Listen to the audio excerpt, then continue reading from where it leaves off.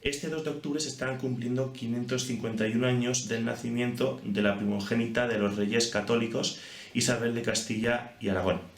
Y para hablar de su figura, muy desconocida en nuestra historia, tenemos a una filóloga, tenemos a Ruth Martínez. Ruth, ¿qué tal? ¿Cómo estás? Hola Pablo, muchas gracias por invitarme, encantada. Eres filóloga por la Complutense, allí también te doctoraste con la tesis que lleva el título del libro del que vamos a hablar, Isabel de Castilla y Aragón, princesa de Portugal. Actualmente eres profesora en la Universidad Internacional de La Rioja y en Alcalá de Henares, la Universidad de Alcalá de Henares, donde trabajas en el proyecto ERES, dedicado a la recuperación del patrimonio textual ibérico español. Ya que este libro, que dejamos el enlace debajo para quien quiera adquirirlo, este libro que es la adaptación de tu tesis, yo te quiero preguntar qué te llevó a analizar la vida, la figura de la primogénita de los Reyes Católicos. Bueno, pues te diría algo así como el interés por su figura, porque me interesaba muchísimo, pero realmente todas las tesis nacen con un proyecto doctoral, ¿no? Donde uno más o menos tiene un interés y una vocación, y el mío era básicamente el siglo XV, finales del siglo XV. Cuando estaba estudiando la carrera me encantaba el mundo de Celestina y todo lo que estaba ocurriendo en la época de los Reyes Católicos, es decir, ese germen un poco cultural donde también nace el libro impreso, me parecía una época fascinante. Yo tenía muy claro que más o menos por ahí me iba a gustar y podía dedicar esos años de investigación. Lo que pasa es que la tesis doctoral empezó siendo la literatura en torno a todas las hijas de los reyes católicos, es decir, no solo Isabel, sino Juana, María y Catalina. Entonces era bueno, al principio uno empieza, como en todas las tesis, con muchas ganas, mucha ambición y mucho desconocimiento, y cuando ya uno se va introduciendo, pues yo ya vi que aquello era inabarcable o necesitaría 5 vidas para hacer 5 tesis, y la verdad que lo acoté a Isabel básicamente porque al empezar a leer la documentación me di cuenta que, bueno, no solamente por ser la primogénita de los reyes católicos, que tenía, digamos, cierta prevalencia cronológica, me di cuenta que había mucho desconocimiento, que todos conocíamos a Juana o todos conocíamos a Catalina, pero yo hasta casi aquel momento pues desconocía, sí, había una tal Isabel, hija mayor, y poco más, que había muerto muy joven y solamente se conocía eso, ¿no? Y empecé a indagar, me resultó bastante interesante lo que es la época, la cuestión también de que su vida, ¿no? De 1470 a 1498 que murió, está también muy relacionada con el inicio de la imprenta manual, de los incunables. Entonces me pareció realmente que había materia de la cual se podía, o por la cual podíamos estudiar no solamente la literatura, sino también la historia. Por eso siempre mi tesis ha basculado un poco entre esas dos disciplinas de literatura más historia.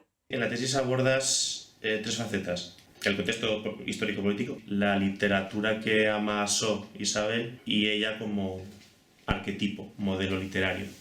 Al ser una tesis y dentro de un doctorado de filología, ¿no? La faceta literaria y ser yo filóloga era lo que más me interesaba, pero evidentemente si no conocía las circunstancias históricas, las circunstancias biográficas, quedaba totalmente descompensado y bueno, no nos íbamos a enterar de nada, ¿no? Ni quién lo hacía, ni quien la leyera posteriormente.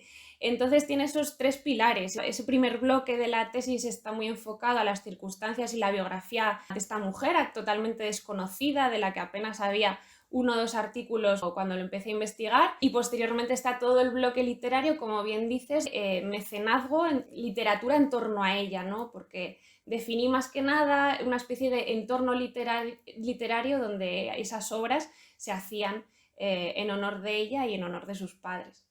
¿Cómo es trabajar con fuentes literarias del siglo XV para hacer un trabajo como este de historia de la literatura? Pues ante todo yo diría que muy gratificante. Yo recuerdo toda la etapa, digamos, de esa compilación de las fuentes, de buscar todo lo que hubiera en los incunables, en lo que es bibliotecas, archivos en torno a ello. Muy gratificante, a la vez es difícil. Estamos hablando sobre todo de fuentes manuscritas en archivos o bien de fuentes impresas y de un periodo muy concreto y con unas características también filológicas y materiales como es la imprenta manual. Entonces, por una parte, es maravilloso tener como fuentes primarias incunables o autores como Antonio de Nebrija. Yo me sentía pues la más feliz del mundo investigando esto realmente. Y luego también la parte, digamos, pues más de las fuentes, de las crónicas y todas estas otras cuestiones que nos ayudan, como te decía, a forjar esas dos patas, si me permites la expresión de la tesis, ¿no? Lo que es la parte más histórica y lo que es la parte literaria.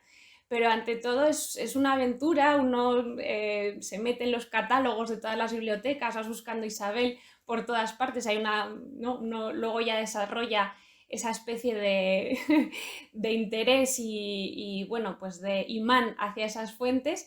Y en este caso lo difícil estaba básicamente en la homonimia, ¿no? De Isabel con su propia madre y en estas cuestiones. Eso también pues, tuvo un proceso difícil de dirimir esta otra Isabel, que estaba pues, muy mimetizada con Isabel I de Castilla, con la reina católica, y dar y otorgar, ¿no? a esta otra Isabel la importancia que merece. Y por lo tanto, la verdad que la investigación fue absolutamente maravillosa, eso sí.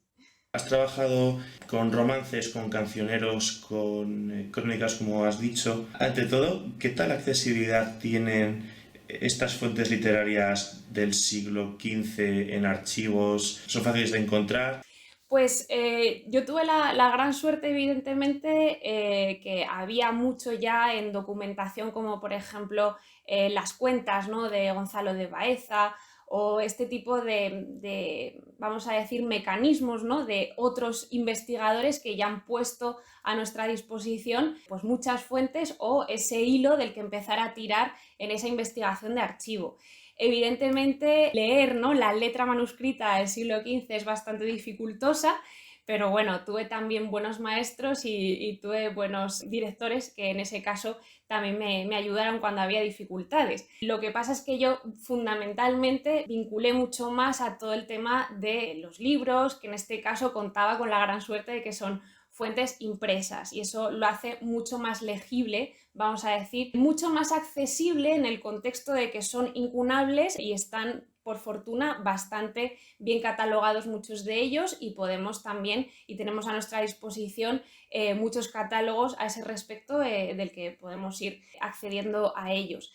Luego es otra cuestión que al tratar con incunables, normalmente en las bibliotecas son como la joya, ¿no? de una biblioteca esos libros y evidentemente pues hay que pedirlos, hay que tener mucha paciencia, ¿no? para que te los enseñen, pero también viví esa otra parte de la tesis, estamos hablando del 2012, ¿no? más o menos cuando empecé a hacer la tesis, que empezaba ya a estar bastante digitalizado.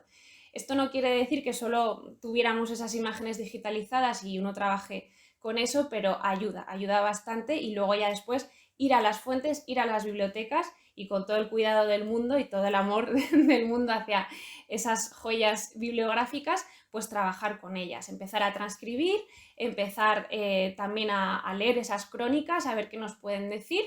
Y evidentemente por mi parte tenía también otra dificultad, si se quiere, que era o otra oportunidad, que era vincular esta bibliografía y esta figura de Isabel no solamente con Castilla y no solamente con lo que estaba en castellano, sino con la parte más portuguesa, porque evidentemente tiene esa implicatura, es princesa y reina de Portugal y hay literatura en portugués. Entonces eso también fue otra dificultad, tuve que ir allí, tuve que hacer y realizar estancias de investigación, tanto en Lisboa como en Oporto, y bueno, pues más o menos yendo a bibliotecas y teniendo eso, buena dirección, un poquito de suerte para ir encontrando cosas y paciencia, que es así como se van haciendo estos trabajos de largo aliento, ¿no? Como es una tesis o un proyecto tan grande como este. Te quiero preguntar dos cosas sobre el título del libro. En primer lugar, ¿por qué denominas a Isabel como Isabel de Castilla y Aragón? ¿Por qué no va primero el apellido del padre? Por ejemplo, su hermana Catalina es conocida por el apellido, Catalina de Aragón. Y luego está una cuestión que a veces he hablado con colegas historiadores y es el tema del apellido Trastámara. de por qué no llamarles así. Yo te quiero preguntar si esa nomenclatura de Castilla y Aragón la has encontrado en fuentes y si también has encontrado directamente de Aragón o el apellido Trastámara. Creo recordar que en fuentes Trastámara no aparece, es más casi una cuestión que hemos hecho posteriormente, o la historiografía, ¿no?, ha vinculado a estos linajes de estas maneras. Y en las fuentes pues hay diversidad dependiendo también del estadio, dependiendo de la cronología y de la época donde estemos, ¿no? Donde pues puede ser princesa, puede ser infanta de Castilla y demás. Dependiendo también de las fuentes que leamos, fuentes castellanas o fuentes aragonesas. Por mi parte y sobre todo por la geografía y demás, pues las fuentes castellanas son las que básicamente estuve manejando durante todo el proceso. Las fuentes aragonesas, por supuesto, también, pero tenemos también una falta, ¿no?, en los archivos de muchas de esas documentaciones que nos ayuden, ¿no? Todavía tenemos mucho que seguir investigando. Yo no doy por cerrado todavía nada porque evidentemente siempre se puede incorporar, siempre pueden salir otros documentos que nos ayuden. La cuestión de nombrarla Isabel de Castilla y Aragón fundamentalmente fue, o lo quise hacer así a nivel personal, por las circunstancias históricas donde ella nace, ¿no? Nace en un contexto muy difícil, nace en esa ya guerra de sucesión castellana y evidentemente cuando, y al ser la primogénita de Isabel y de Fernando, de estos monarcas que todavía estaban en un periodo muy difícil, ¿no?, de su legitimación dinástica, pues para mí era algo natural tender hacia Castilla, ¿no? Y sobre todo pues darle ese apellido, vamos a decir, esa nomenclatura en este caso, de Isabel de Castilla y Aragón. También fundamentalmente porque nada más nacer importa mucho un nacimiento de una primogénita en ese contexto, porque da un poquito más de legitimidad en ese contexto, ¿no?, de la guerra de sucesión. Me parecía también pertinente y así también se resalta esa clave de Isabel, que es la clave política, ¿no? Ella, el ser considerada siempre pues una pieza fundamental de sus padres en el juego político, ¿no? Entonces, básicamente, esa fue mi intención por nombrarla así. Sí que es cierto que otros colegas me lo han dicho, ¿por qué no Aragón y luego Castilla? Pero básicamente es por esa cuestión. Luego también las actas, ¿no?, donde ya se nombra heredera, infanta de Castilla, pues todo eso me llevó básicamente a tender hacia esa parte más castellana. Luego añadir, ¿no?, ese marbete de princesa y reina de Portugal para que quede completa esa figura y que todos sepamos a quién nos estamos refiriendo. ¿Qué fuentes primarias tenemos para conocer a Isabel en su época, en su momento? Fuentes primarias, sobre todo documentación archivística, donde podemos encontrar, creo que hay una carta de ella a su padre también tenemos, es decir, hay manuscritos muy poquitos, evidentemente conservados de su mano.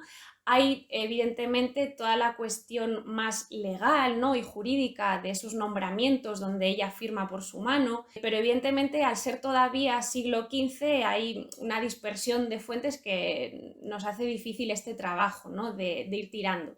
Pero también tenemos lo que te decía, esas cuentas de Gonzalo de Baeza, tenemos las crónicas, que evidentemente tienen ese tamiz literario y tenemos que ponerlas también en cuarentena, ¿no?, todo lo que ponen ahí. También hay esa parte tan propagandística de este periodo, pero fundamentalmente esas fuentes primarias son, en mi caso, libros, básicamente, incunables en este caso.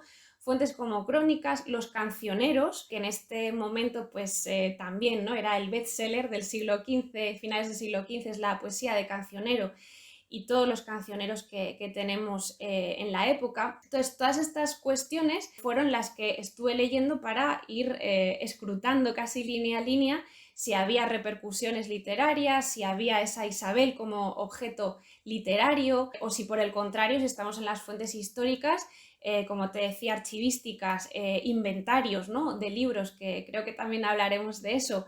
Esas fuentes evidentemente son a las que acudimos para ir desentrañando y sacando toda esta información. ¿Y alguna de estas fuentes podemos encontrar algún indicio de su personalidad? ¿Podrías contar algún tipo de anécdota que indique pues cómo era la infanta Isabel? Pues evidentemente es difícil, ¿no?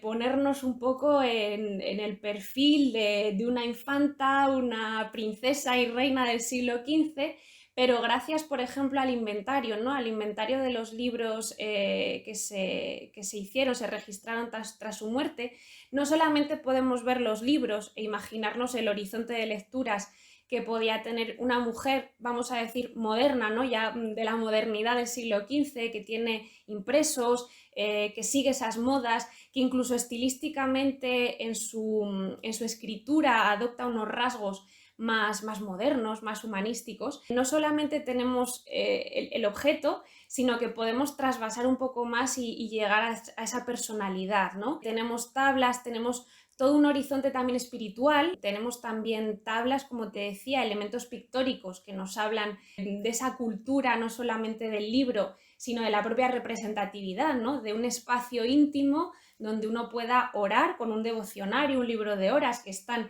en esos inventarios, pero también pueda ver a través de esas tablas la representación, ¿no? de lo que es la religiosidad.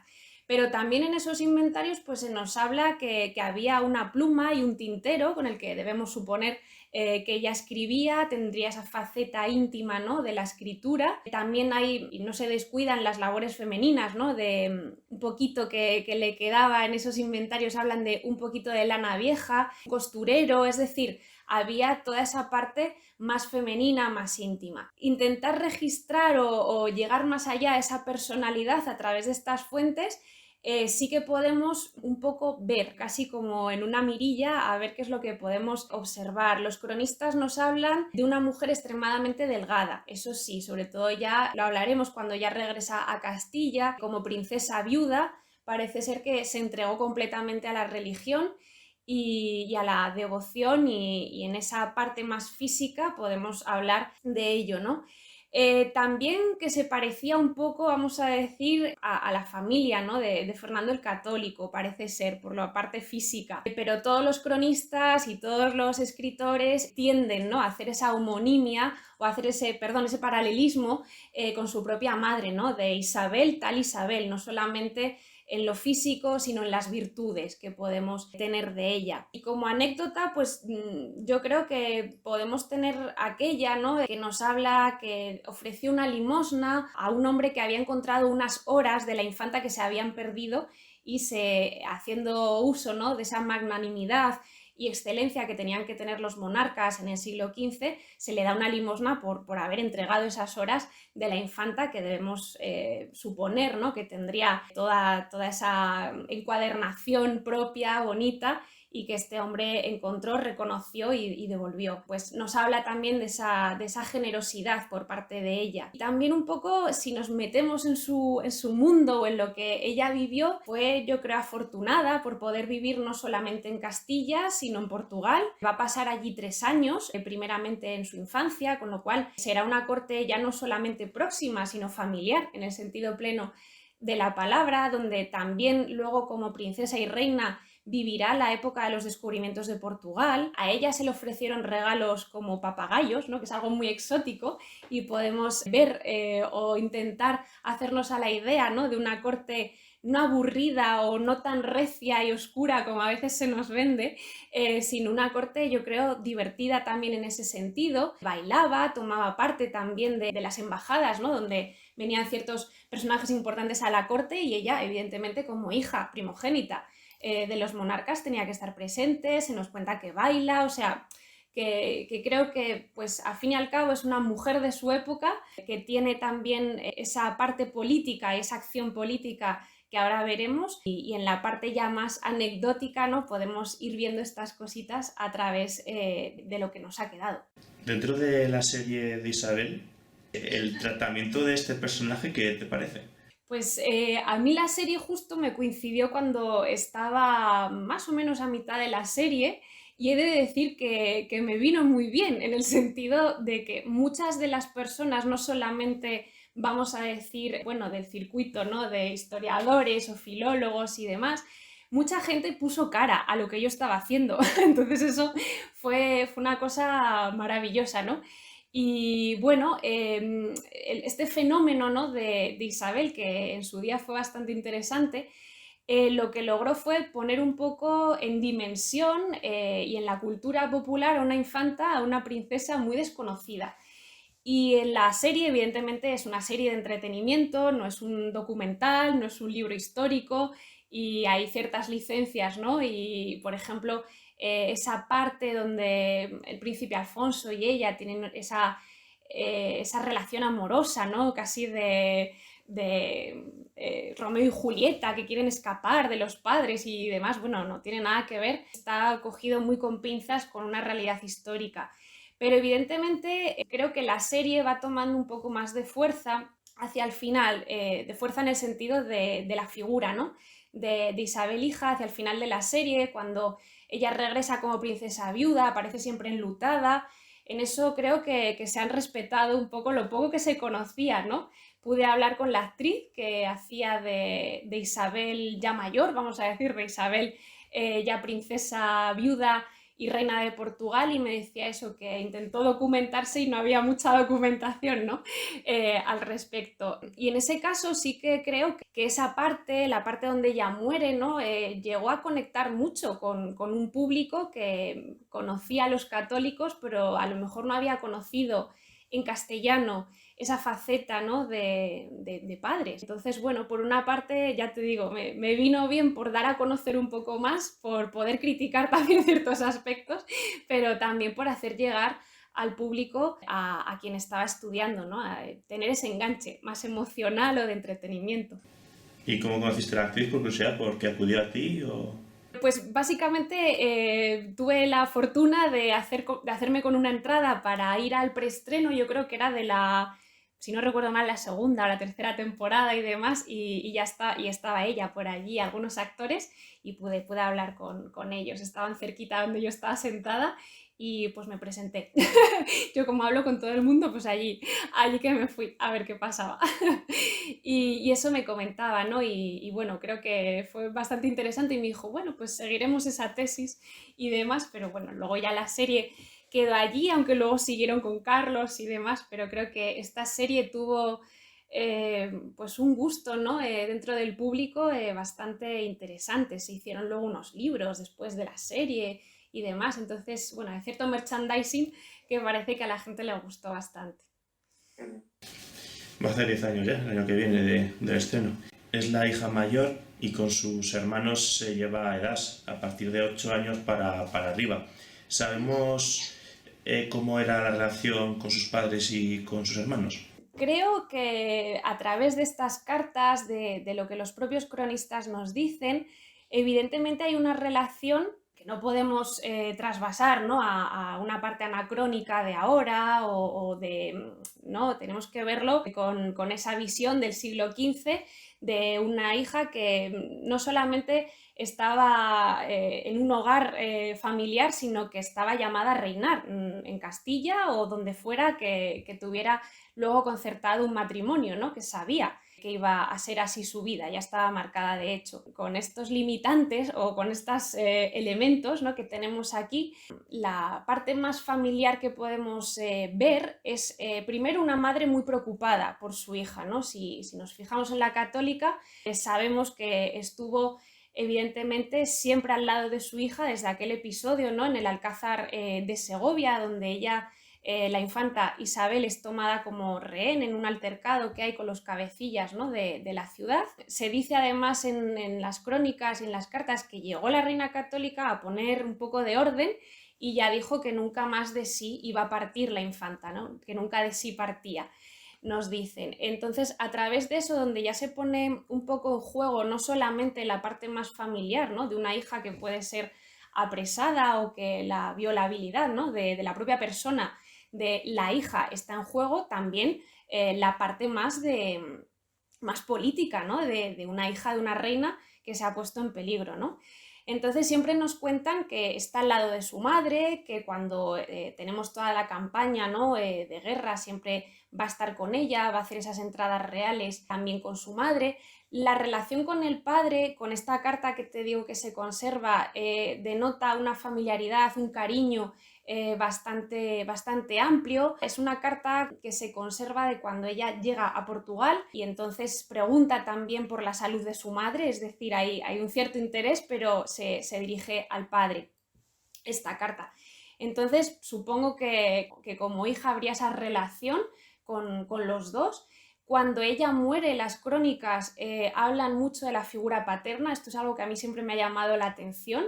Evidentemente luego ya está esa figura de Isabel la católica doliente que ha perdido a su hija, pero se nos narra que la persona, ¿no?, que estaba y sufrió, digamos, en ese momento, esas primeras horas, era el padre, ¿no? Es algo bastante curioso que llama la atención. Y con sus hermanos, pues evidentemente se llevan, ¿no?, esa diferencia de edad, y luego hay que tener en cuenta pues todas las circunstancias de Isabel, ¿no?, que en 1480 va a la corte portuguesa, entonces se pierde, por así decirlo, unos años con sus hermanos, pero luego, por ejemplo, podemos ver que cuando ella se casa en Sevilla y se hacen esas celebraciones por las bodas, ¿no?, de Isabel con el príncipe Alfonso, tanto la infanta Juana como el príncipe Don Juan van a hacer unos momos, ¿no?, que son unas representaciones teatrales que digamos que se hacen en honor de la hermana, pagados por ellos o en cierta relación de mecenazgo,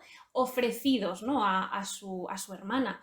Entonces podemos entender que en esa relación, ¿no?, con los más mayores, como son Juan y Juana, haya más afinidad, ¿no?, que con los más pequeños, con las más pequeñas, en este caso Catalina y María, que evidentemente pues, tuvo menos en esos años. Pero luego cuando ella vuelve como princesa viuda va a estar en la corte y participando de esos hechos cortesanos. Entonces imaginamos también que ahí tendrá esa relación con sus hermanos. Bueno, pues para hablar, siguiendo un orden de etapas de Isabel, si te parece, te quiero preguntar en primer momento por, bueno, también dentro de la materia literaria, hay un aspecto que trabajas mucho y es el tema de la instrucción, de su formación como infanta. En general, ¿cómo educaron los reyes católicos a sus hijos, especialmente a Isabel? Sí, es un aspecto que me interesaba muchísimo porque, bueno, mi director de tesis fue Nicasio Salvador Miguel y evidentemente está muy presente, ¿no?, tanto en lo que él había hecho en torno a Isabel la Católica como la educación de estas mujeres, efectivamente de mujeres que tienen luego un rol no solamente político, sino también cultural en la corte donde se asientan. O donde reinan, va a conformar mucho ese gusto, ¿no? Gusto cultural, gusto estético. La educación va a ser muy importante, un pilar fundamental. Entonces, para mí tenía todo el sentido del mundo. La educación en el caso de Isabel empieza a los 6 años, más o menos. Estamos también en una corte itinerante, no es una corte asentada en un lugar, ¿no?, como luego después pasará, pero a los 6 años ya tenemos ciertas nóminas, ¿no?, donde ya se contrata a Pedro de Ampudia, un dominico, para la instrucción. Y en este caso los reyes católicos tuvieron esa visión, ¿no?, de modernidad, y ya se ve con Isabel de contratar, vamos a decir, no solamente a Pedro de Ampudia, que digamos que es la parte más tradicional o la parte más religiosa de esa instrucción, sino también a Antonio Geraldino, ¿no?, hermano de Alejandro Geraldino, un humanista llegado de Italia, contratado por los reyes católicos porque había tenido mucha influencia y mucha repercusión en la corte de Aragón, y a través de ahí ya va a llegar a Castilla y va a ser contratado, vamos a decir, para la instrucción más humanística, más en el sentido del latín, que evidentemente tiene una importancia fundamental. Tenemos que tener en cuenta que las 4 hijas de los reyes católicos, también el príncipe Don Juan, conocían, manejaban, y es bien conocido y bien documentado la fluidez y el conocimiento del latín que tenían. De Juana de Castilla se dice que en la corte de Borgoña se entendía perfectamente el latín y tenía mucha rapidez, ¿no?, a la hora de hablar y de comprenderlo. Entonces, en ese caso, la instrucción de Isabel va a ser un poquito más diferente de la de sus hermanos, porque evidentemente está en un periodo todavía bélico. En 1480, que tendría 10 años, todavía estamos hablando 6, 7 años, y la instrucción seguiría hasta los 14 más o menos. A los 10 años ella tuvo que ir a Moura, se desplazó a Portugal, Entendemos que allí también habría algo de esta faceta más educativa en esa corte, porque son 3 años, da mucho tiempo y espacio para toda la instrucción y esa formación de una niña, en este caso, pero tenemos que ver que es algo diferente, ¿no?, a lo que posteriormente podemos ver en sus hermanos. Es un poco más diferente. Y sobre todo alejado un poco de esa parte idílica, ¿no?, de que luego se nos ha conservado en el romanticismo, ¿no?, con ciertos cuadros donde podemos ver la instrucción de los hijos de los reyes católicos, ¿no?, y aparecen todos con algún instrumento o con alguna labor, aparecen, tengo en la imagen, ¿no?, ese cuadro, totalmente alejado de ello, porque evidentemente las edades entre ellos no podemos decir que fuera una instrucción conjunta, pero bueno, sí podemos decir que tomarían algún tipo de lectura compartida, este tipo de cuestiones sí, ¿no? Pero la instrucción evidentemente sería diferente y necesariamente tenía que ser diferente porque ella era primogénita, evidentemente mujer, no era lo mismo que lo que se le iba a dar al príncipe Don Juan, que estaba llamado a gobernar en este caso, pero a ella, como pura consorte de alguna corte importante en Europa, se le iba a dar una educación plenamente cortesana, que tenía todo, tenía la parte religiosa, la parte evidentemente de devoción, la parte formativa, ¿no?, de las letras, de la propia cultura del momento, y también las labores propias, ¿no?, de una mujer, de coser, de la instrucción y las horas, ¿no?, del día dedicadas también a la devoción. Estaba todo muy reglado. Tenemos tratados, ¿no?, de Hernando de Talavera, por ejemplo, en torno a estas cuestiones devocionales y de qué tenían que hacer las mujeres. En ese caso, pues creo que es una educación bastante más peculiar, pero que adopta esos nuevos usos, adopta la modernidad, ¿no?, de este Geraldini que llega de Italia y que evidentemente tiene un peso bastante fundamental en la educación de la infanta Isabel. Claro, hasta que empiece ya a formar su propia biblioteca, en la cuestión de la formación intelectual, la que está regida por los libros, obviamente es la biblioteca de la madre. En la tesis apuntas a modo de toda la cuestión diferentes investigaciones que se han hecho sobre los fondos, inventarios y la totalidad de los libros de la biblioteca de Isabel la Católica. Yo te quiero preguntar por qué ella se preocupó desde tan joven por esta faceta. Yo primero voy a hacer un matiz muy filológico en este caso, pero bibliotecas como tales, en esta época nos gusta más llamarlo patrimonio librario. Sé que es un matiz y a lo mejor es algo un poco exquisito, ¿no?, lingüísticamente, pero tiene su importancia. Es decir, una biblioteca se entiende que es una colección, ¿no?, de libros, o que al menos así han sido, bueno, compilados, guardados y colocados en algún lugar. El hecho de que en la corte de los Reyes Católicos sea una corte itinerante en todos los aspectos nos habla de una dispersión de este patrimonio bibliográfico. Evidentemente al padre de la católica le gustaban los libros, a la propia católica le gustaban mucho y evidentemente había un proyecto, ¿no?, de tener en San Juan de los Reyes una biblioteca y así tenerlo, pero hasta este momento lo que tenemos que considerar es que esas bibliotecas, entre comillas, o ese patrimonio librario, se van a guardar esos libros en arcas. Tenemos que imaginar, igual que tenemos esa iconografía, ¿no?, de las vírgenes, las representaciones de vírgenes con arcas de libros, sería algo así lo que ellas tuvieran, ¿no?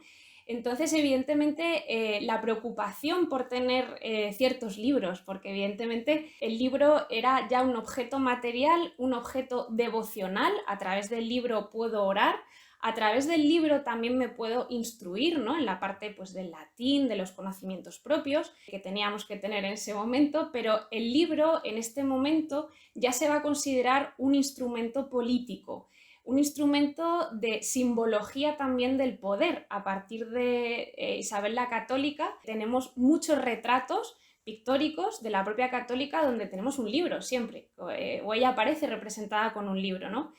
Entonces, esta cuestión es importante porque ya es un instrumento político, se incorpora esa simbología ya real del cetro, de la corona y demás.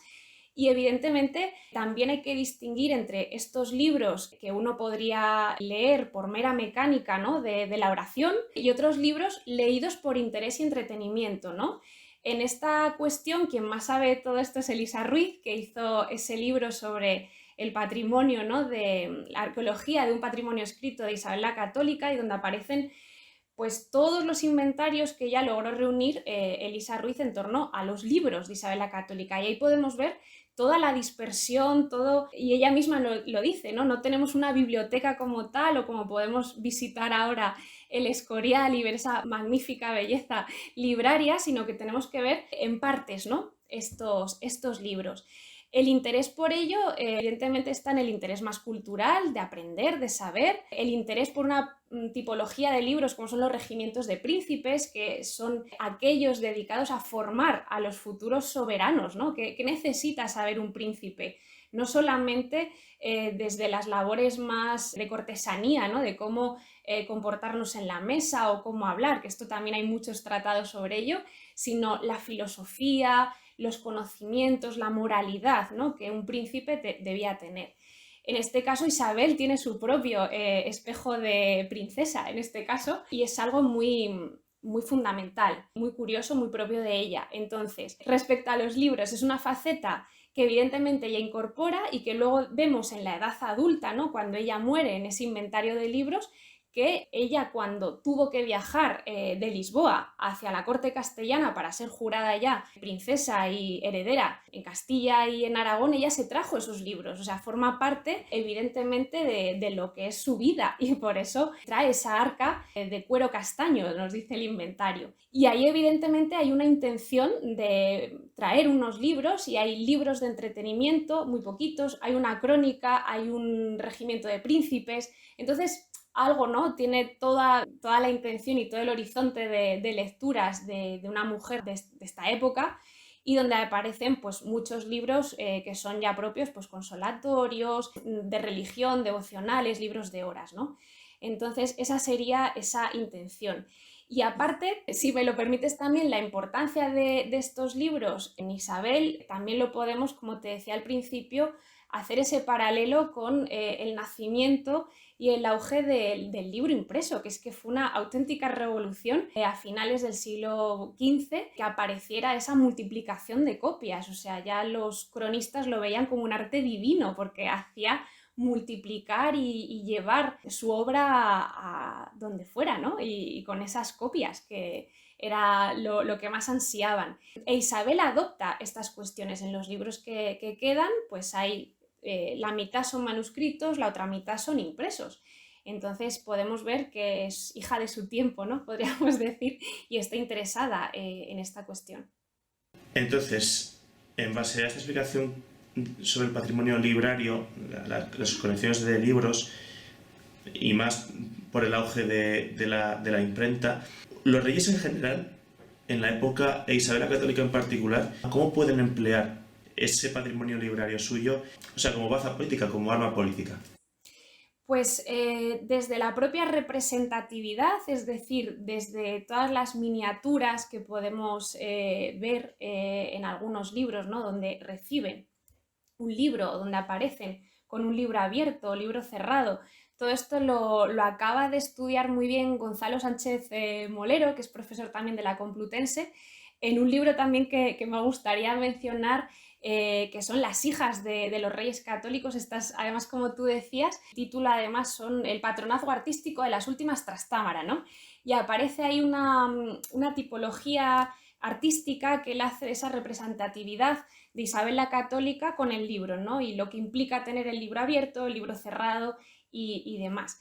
¿Qué suponía esto para los reyes? Pues evidentemente un instrumento político, un instrumento de poder. Alguien que tenía un libro no solamente denotaba una cierta cultura, sino que también ese libro podía haber sido dedicado, ¿no?, y dirigido a ellos, con lo cual implica otro paso más en lo que es esa simbología y en lo que es la representatividad del poder. Estos libros, además, o estas obras, si se quiere, a ellos dirigidas o por ellos patrocinadas, que esto es altamente interesante y es un fenómeno que se da en el siglo XV con esta cuestión de la propaganda y la legitimidad real, ¿no? Tenemos han llegado los reyes católicos por diferentes circunstancias, ¿no? a lo que es el trono, con muchas dificultades. También, por ende, tenemos después a sus hijos y tenemos que legitimarlos, ¿no? Tenemos que hacer, pues no solamente colecciones como se hicieron iconográficas, ¿no? de la representatividad de los reyes, donde aparece posteriormente Isabel la Católica, sino que también tenemos que hacer obras a ellos dirigidos como las Crónicas Mundi o como un panegírico, ¿no? Que se hace a los reyes católicos para ensalzar todo lo bueno que habían hecho, cómo habían pacificado el territorio y lo que debía la gente del común a esta paz, ¿no? y a esta unidad. Entonces, el libro no solamente va a ser un objeto artístico, que también lo es, los reyes también gustaban, ¿no? de esa belleza, de esa sensación, por así decirlo, de tener un libro miniado, precioso. Estoy hablando de códice manuscrito, pero también ya con los reyes católicos interesan esos libros incunables, que también tienen ciertos grabados, se hacen ediciones especiales o se hacen ediciones con cierto cuidado o con cierto gusto. Y en este caso, Castilla va a adoptar todos estos, y Aragón también, ¿no? todos estos nuevos usos librarios e impresorios, en este caso también nuevos, y será esa parte pues más de simbología, de cultura y también con esa nueva variable de ese instrumento de poder, ¿no? y de simbología de legitimidad. Y en este caso, lo importante o lo especial que tiene también Isabel hija es que las obras que a ella se le dirigen, en su mayoría son incunables, son obras impresas, se dirigen a ellas, ella es destinataria, y en muchos casos ese destino no solamente se circunscribe a ella, sino que quiere llegar a lo que son los padres. Es decir, por ejemplo, tenemos a Nebrija con su Epithalamium, a Pedro Graciadei, que lo que quieren llegar no solamente es a la destinataria Isabel, sino a los propios reyes católicos para ensalzar sus virtudes, ensalzar su reinado y otorgar una imagen del poder real, que ahora era también un poder letrado, ¿no? de alguna manera, rodeado absolutamente de estas personas, de estos escritores que serán tan importantes. Hoy pienso en las casas, sobre todo, bueno, casas más antiguas, ¿no? Veo que tú de fondo tienes unos libros, yo tengo otros. Claro, como que dice mucho de nosotros los libros, pero antes el tema de tener grandes bibliotecas en los salones de las casas, pues como que eso al visitante ya le hacía, como que sacaba una imagen de la persona que le abría las puertas de su casa. Entonces, digamos que los reyes católicos, bueno, Isabel, especialmente Isabel la Católica, digamos que tenía esas compilaciones de libros un poco, bueno, para esa finalidad, ¿no? de imagen, por ejemplo, de los embajadores que recibiese o que hablasen de ella. Y luego, por ejemplo, claro, entiendo que si una imprenta está recibiendo constantemente demandas de parte de una monarquía, pues eso también le da fama, ¿no? Sí, bueno, demanda de la monarquía también lo ponemos un poco así porque esa demanda se genera también a través de las universidades, ¿no? Por ejemplo, Salamanca. Como decía Ángel Gómez Moreno, había una Salamanca Connection, o sea, entre lo que es la monarquía y la Universidad de Salamanca y los escritores que allí estaban, entonces, y la imprenta de Salamanca.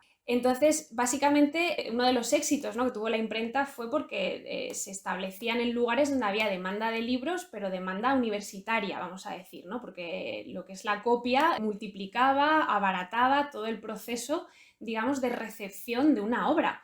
Y bueno, lo que era el propio invento de poder regresar a ello, de lo que es la propia materialidad del libro impreso y demás, la legibilidad también que se establecía. Bueno, ciertas cuestiones que aparecen, ¿no? con un libro impreso.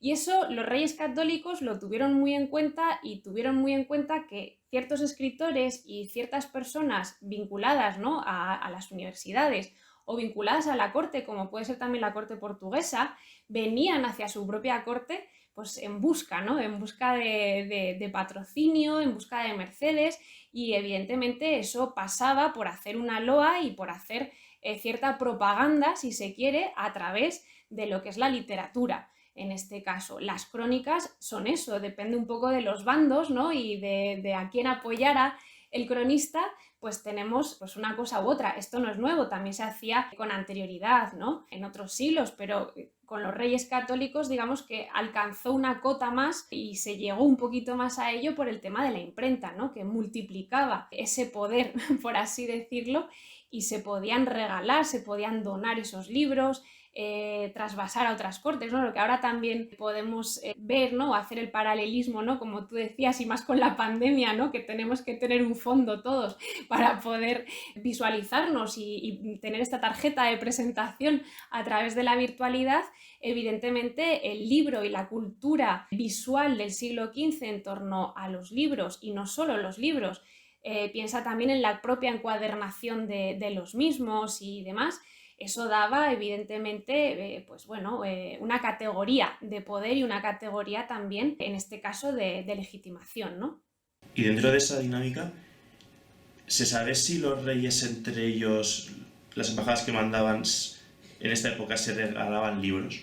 Sí se tiene constancia, por ejemplo, de todos los matrimonios de Juana, de María. La reina católica hizo, digamos, una dote de libros para ellas dirigidas, y digamos que sería como un canon de lecturas, ¿no? Que decía Elisa Ruiz, o algo muy específico, muy también muy cariñoso, ¿no? Pienso yo, de parte de una madre, seleccionar unos libros para que sus hijas lo lleven a otras cortes. Y de esta manera no solamente que ellas lo tengan y que tengan también esa afectividad, ¿no? Y esa ligazón íntima con la madre, sino que también se puedan expresar y se pueda bueno, pues presentar esos libros en otras cortes. También tenemos constancia de intercambio de libros, por ejemplo, con órdenes religiosas o con personajes de la corte bastante destacados, ¿no? Sobre todo damas también de la corte que se intercambiaban libros.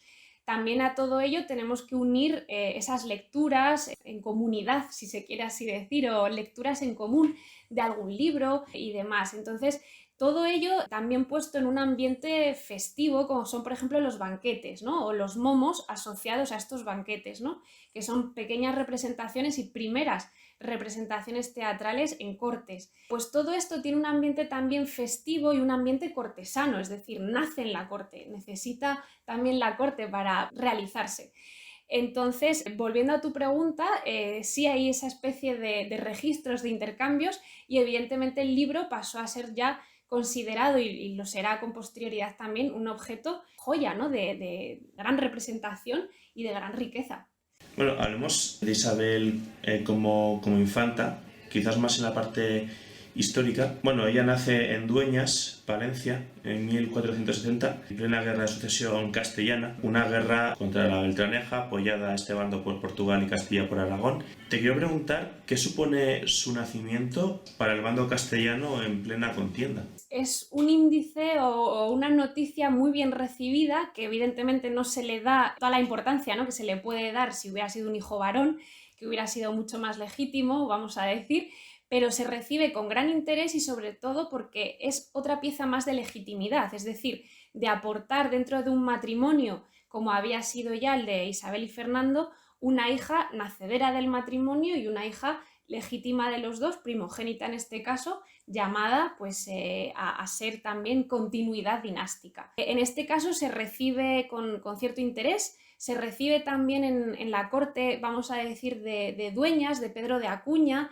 donde los reyes católicos van a estar asentados con todas las comillas que hay que poner dentro de una guerra, ¿no? Que se va, se viene y tiene todas estas cuestiones, pero Dueñas, por la zona, ¿no? donde está situado, era muy propicio, y ellos encontraron esa seguridad en Pedro de Acuña, que ya había sido un valedor de la causa isabelina absolutamente, y también de la propia causa del hermano, ¿no? de Isabel. Entonces era un personaje que les otorgaba cierta confianza y también les otorgaba cierta economía, es decir, en unos momentos muy precarios de esta monarquía, vamos a decir, o de este principio, ¿no? De este matrimonio, necesitan dinero, y necesitan dinero para sufragar también la guerra, para mantenerse como familia real que ha tenido una niña.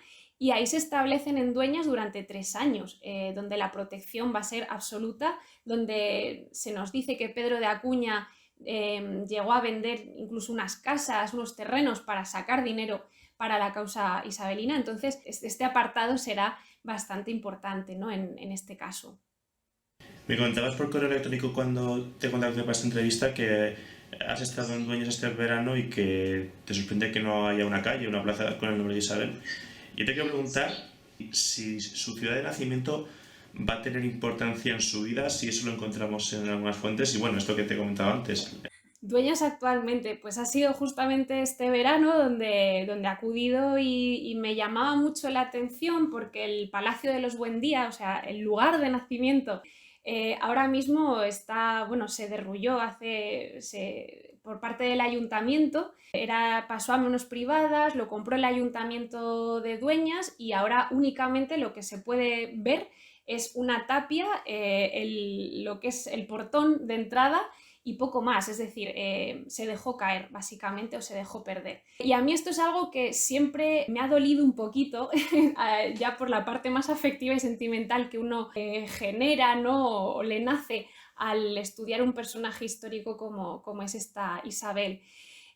¿Por qué? Pues porque todas las facetas de la vida de Isabel, si uno quiere ahora volver, ¿no? y lo que es la memoria de un personaje histórico, en el caso de Isabel es que siempre hay silencio o destrucción o pérdidas o tenemos este tipo de cuestiones, ¿no? Si uno piensa en Isabel la Católica o si uno piensa en Juana o en Catalina, ¿no? O en el propio príncipe Don Juan, ¿no? Tenemos memoria arquitectónica, podemos visualizar perfectamente la Capilla Regia en Granada o podemos ver, aunque sea la losa, ¿no? En Kimbolton de Catalina. La memoria regia de todas estas personas implica evidentemente que haya algo que ver, ¿no? O que haya algo que nos conecte con ese pasado. Y ya te decía, en el caso del palacio donde ella nació, únicamente ahora por el tema comunero también hay unas imágenes, ¿no? Unas reproducciones de ciertos cuadros comuneros. Hay una plaza dedicada a Isabel la Católica y hay, y esto es curioso también, una efigie de Carlos Emperador porque pasó por Dueñas, ¿no? Pero si una primogénita de los reyes católicos nace en Dueñas, qué mínimo, ¿no? Que le pongamos una placa o al menos un mínimo detalle, ¿no? Por decirlo. Vivió 3 años allí, fue bautizada en la iglesia de Santa María, que está, bueno, un poquito más arriba, es muy bella, tiene una escalinata, es decir, creo que en este caso la desmemoria que hemos tenido del personaje, porque no se conoce mucho sobre Isabel hija, o porque la cultura popular ha tendido, y no es fácil, ¿no? En el caso de Isabel hija, competir con una hermana como Juana de Castilla, Juana la Loca, o Catalina de Inglaterra, pues bueno, al final queda muy eclipsada. No es fácil, y además por su madre también, ¿no? Que ya te digo, es curioso que en esa plaza ponga Isabel la Católica y no ponga Isabel de Aragón ni de Castilla. Es decir, es algo meramente anecdótico, pero que nos da pie para hablar de la poca memoria, ¿no? Que tenemos sobre Isabel. Esto pasará, luego no me quiero adelantar también con la cuestión posterior, ¿no? del enterramiento de Isabel. Pero me preguntabas por Dueñas y esa implicación un poco en la vida de Isabel. Yo creo que se tiene que restringir a esos 3 años de infancia, básicamente. Entendemos que fue una infancia, si se quiere, más o menos feliz o más o menos al lado de estos padres en pleno conflicto. No sabemos entonces cómo es esto, pero porque tuvo que ser muy duro.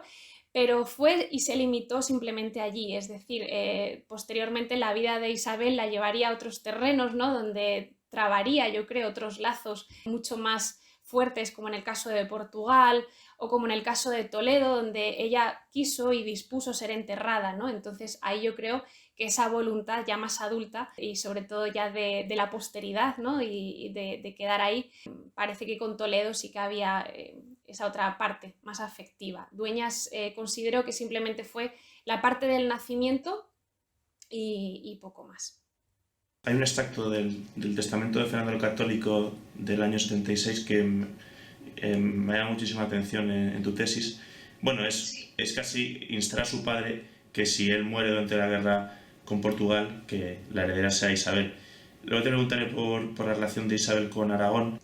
Pero, por ejemplo, esa carta Bueno, esa carta testamento, te quiero preguntar si en esta etapa como princesa de Asturias, antes de su primer matrimonio con el príncipe de Portugal, se ve acompañada por otro tipo de literatura. Es decir, lo que te quiero preguntar es si Isabel, en esta etapa como princesa de Asturias, es ya utilizada como arquetipo literario en cualquier tipo de género. Efectivamente, en esa carta testamento, ¿no? Porque, claro, está uno metido en una guerra, vamos a pensar en Fernando de Aragón, Fernando el Católico, pensando que únicamente tiene a esta hija, que puede pasar cualquier cosa en la guerra y tiene que asegurar básicamente una cuestión dinástica.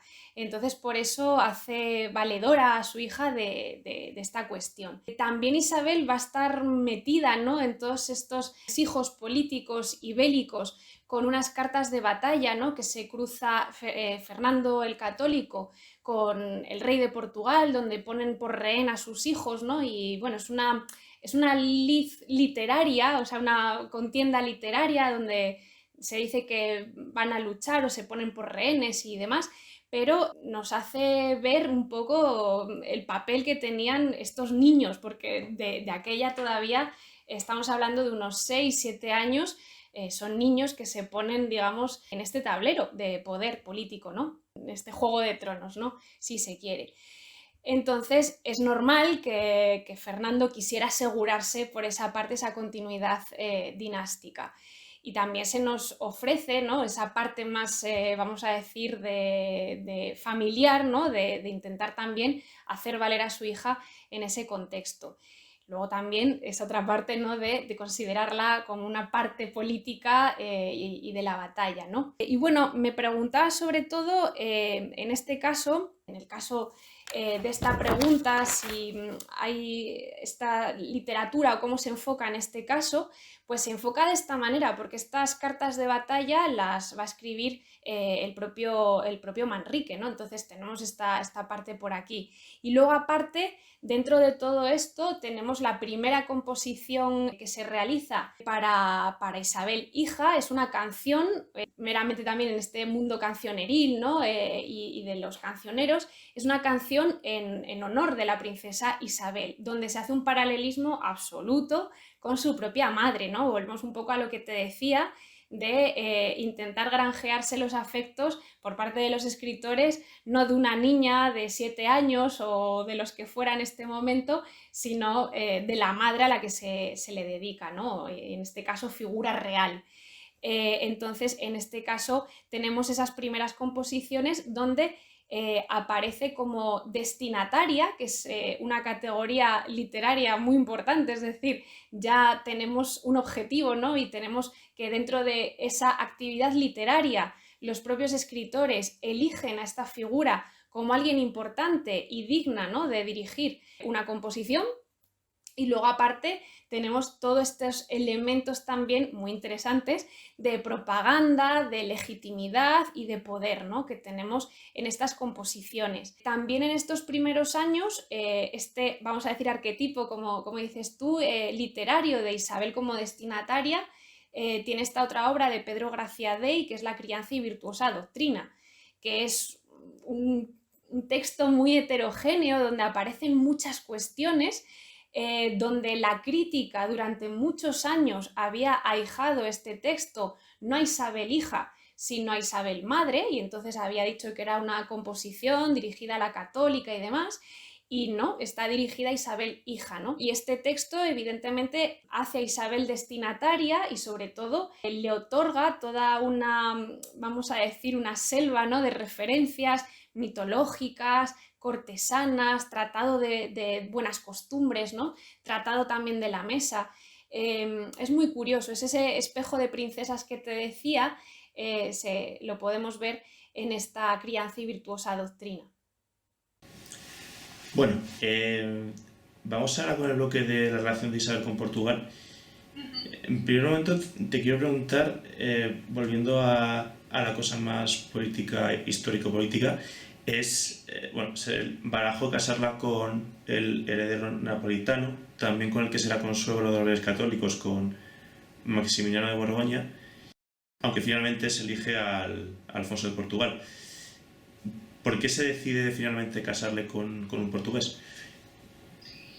Pues básicamente porque, si lo queremos resumir así, Isabel es el símbolo de concordia y paz peninsular. Se ha hablado mucho de Miguel, de su hijo, ¿no? Que si hubiera vivido, hubiera heredado y hubiera hecho posible esos sueños de Unión Ibérica antes de la propia Unión Ibérica con Felipe II, pero antes de todo eso tenemos a la madre, es decir, Isabel en su papel político desde muy pequeña ya era considerada una pieza de concordia, una pieza de paz entre peninsular, ¿no? Entre Portugal, en este caso, y Castilla-Aragón.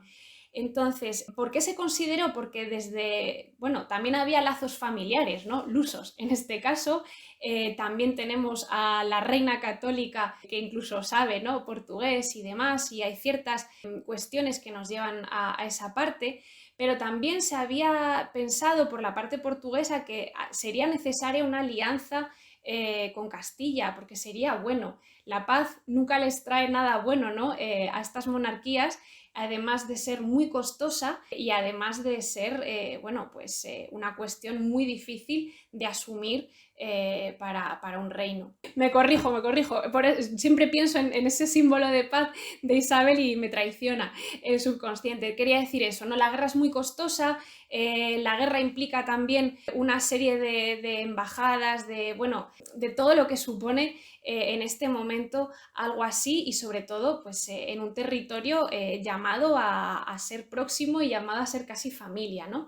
Entonces, en este caso, cuando se quiere incluso tratar esa paz con Portugal, las vistas de Alcántara famosas, ¿no? Donde tenemos a Beatriz de Viseu, todo se trata primero entre mujeres, que es algo también muy interesante, también entre familia, compartían también esos lazos familiares, e igualmente se trata a través de la propia familia, es decir, se intercambian un poco los herederos o las piezas más importantes de la familia política para ser esos peones de la paz, ¿no? Para tratar esa paz. Y en esas vistas, bueno, en los tratados, ¿no? de la paz con Portugal, se dejó muy claro que se llegaría incluso a ese matrimonio entre los herederos, ¿no? de esos reinos. En este caso, la primogénita por parte de los reyes católicos con el heredero portugués, el príncipe Alfonso, ¿no? Así se hizo para que hubiera garantías, incluso se llegó a ese periodo de las tercerías de Moura, es decir, una estancia tutelada. Debemos también de suponer una estancia grata en Moura, una localidad del Alentejo portugués, un poco calurosa, pero que debemos suponer que fue una corte familiar, querida para Isabel, y donde también, gracias a ello, tuvo la oportunidad de estar en contacto con los usos y costumbres de esta corte. Por lo tanto, asegurar por esta parte esa paz con Portugal aseguraba también a los reyes católicos un frente, ¿no? Dentro de esa política de alianzas y de esa política exterior que ha sido altamente tratada y bien estudiada por muchos eruditos, ¿no? con esas partes, ¿no? No solamente Portugal, sino toda la fachada atlántica con Inglaterra, Borgoña y demás. Entonces, era esa parte la que se tenía que tratar. E Isabel, por ser primogénita, por el tema también de la edad, que estaba ya en disposición en ese momento, pues era una garantía, vamos a decir, de paz con Portugal, y siempre se quiso vincular a esta infanta con Portugal. También es cierto que hubo muchas tentativas de Isabel la Católica, no sé si por afecto o por valor político, ¿no? No es lo mismo una hija primogénita como Isabel que, por ejemplo, Juana, porque Juana también se pensó para las tercerías, para algún casamiento y demás. Y finalmente tenemos siempre dentro de estos tratados a la infanta Isabel. Y ella va a ser esa garantía de paz, y si hubiera salido todo bien, ¿no? Que es un poco un wishful thinking, o sea, un pensamiento así demasiado, bueno, positivista, en ese sentido positivo, perdón, si todo hubiera salido bien, hubiera heredado y hubiera sido pues esa unión ibérica, ¿no? Totalmente, en su persona. No, está bien tratar estos estos planteamientos positivistas que no dejan de ser sensacionalistas de qué hubiese pasado sí, pero Sí, dentro de un contexto, sí, conociendo su sí, contexto, que es la idea, ¿no? exacto. Has comentado antes que Partes estuvo siendo niña en Portugal. Exactamente. Estuvo desde 1480 hasta 1483 en Moura. Son las tercerías de Moura, así conocidas en la historiografía, y en ese caso, pues Isabel acude a Portugal y por parte de la corte portuguesa también, por ejemplo, vino aquí a Castilla Manuel de Portugal, el futuro también marido de Isabel, con lo cual tenemos que establecer o tenemos que ver en esta panorámica ciertos lazos también familiares, ¿no? Aunque solo sea por haber estado en la corte, por tratar con los propios reyes, ¿no? En su propia casa, vamos a decir, y por haber tenido durante 3 años, que ya es un cierto tiempo, esa parte en Portugal, creo que es por eso luego posteriormente donde también se hace valedora, ¿no? De ese cariño y de esa intencionalidad de Manuel, por ejemplo, para casarse con ella con posterioridad. Y no son cosas sensacionalistas en este caso, sino es la propia cuestión de decir, bueno, hay unos lazos, ha estado allí viviendo, conoce esa corte y también pues por la cuestión más cronológica y de ser considerada más adulta, era ella, ¿no? Con quien tenía que casarse. Claro, entonces, este dato que has comentado también eh, estableces en la tesis que, aparte de que Isabel la Católica era hija de portuguesa, había damas portuguesas en la corte. Este tipo de cuestiones, claro, podemos entender que los reyes católicos van preparando a su hija después de una guerra, bueno, ya en la posguerra de Portugal y en un momento en que hay muchas fricciones por la cuestión de la exploración de África y la búsqueda de las Indias. Claro, pero sobre todo el dato de las damas portuguesas que me llamó mucho la atención, que podíamos pensar que ya desde muy pequeña se pensaba que se fuese familiarizando con los portugueses. Exactamente, las relaciones hispano-portuguesas, ¿no? En este caso, venían de antiguo, evidentemente tú lo has comentado, tenemos también a Juana de Avís, o sea, es decir, no era extraño tener portugueses en la corte, no era extraño tampoco tener damas y evidentemente, pues ahí está la propia abuela, la madre de Isabel la Católica, toda lo que es la familia, ¿no? En este caso, y no era ajeno pensar que sí, que estaría destinada, ¿no? A esa parte más con Portugal. Yo creo que a partir de esas tercerías y sobre todo a partir de esos tratados donde ella es ese símbolo, ¿no? De unión, de paz, de un nuevo tiempo, de relaciones que así se quisieron por las dos partes y consta en todos los documentos, es algo muy simbólico, ¿no? Que siempre se trata la concordia, la paz, son palabras que se repiten en los documentos, que incluso retoma Nebrija en ese epitalamio, que no deja de ser propaganda y un ensalzamiento absoluto a la nueva edad, una nueva edad de oro, ¿no? En este caso mitológica, que traían los reyes católicos y que establecían mediante este matrimonio de los herederos, ¿no? De ambas casas, Castilla, Aragón, Portugal. Entonces es curioso pensar que había también incluso alguna portuguesa que bailaba, ¿no? Decían las fuentes y damas portuguesas que estaban a su servicio y evidentemente tenemos que pensar que hablaría portugués seguramente y que en este contexto era algo familiar, ¿no? Nada ajeno o nada que supusiera esos tiempos bélicos. Por eso es tan ansiado siempre por ambas partes lograr esa paz. Sobre su breve matrimonio, que fueron 8 meses con Alfonso de Portugal, y sobre la cuestión del duelo, aquí hablas de la literatura consolatoria, te quiero preguntar qué sabemos desde el punto de vista de la historia y desde el punto de vista más de tu campo de la literatura de estas dos fases de Isabel, su primer matrimonio y la princesa viuda.